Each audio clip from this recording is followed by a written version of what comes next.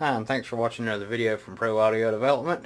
Okay, here today we're kind of back in the hole here. We're back in the amp room behind the amplifiers because I want to show you something specifically, and we'll see how our light works out here. Wanted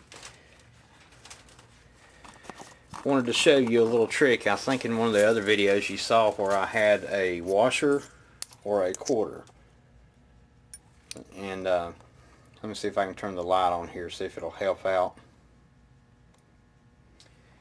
Okay, and the reason that I showed you this is because you'll notice on the back of power amplifiers, you'll see this connection right here. And if you've ever had like a 11, 12 gauge wire that you stick in there and you're trying to tighten it down, sometimes it gets pretty rough. You can't tighten it down all the way.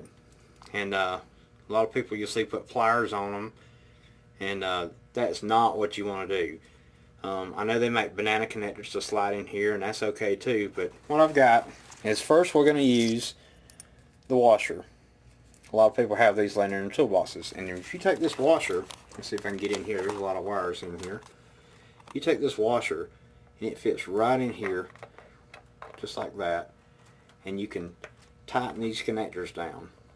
Okay, it fits right in there and just boom, you see they actually moved a little bit. And I try to tighten these things up all the time, and they'll get loose all the time, and when they run loose, if you're pushing a lot of power through them, you're going to start to heat the wire up, and that's not a good thing. So what I was wanting to show you also, let's see if I can sneak around the corner. If you can see right there on that yellow wire, you can see the silver. Okay, well that's solder. And that's a very important thing that you need to do. A lot of times you'll see these connections stuck in here with bare wire.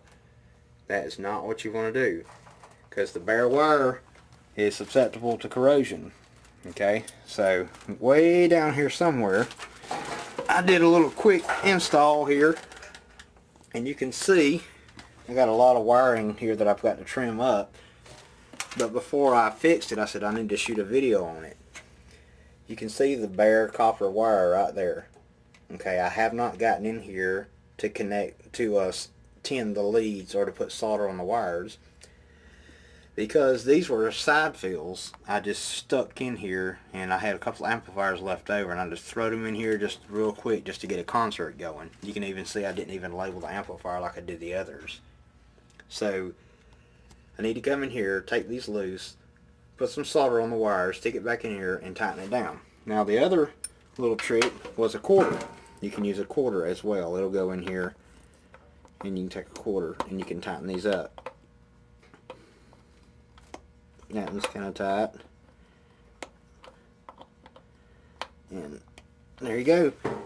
So keep you a quarter or a big washer, and that will let you go back here and keep your power amplifier leads tightened down.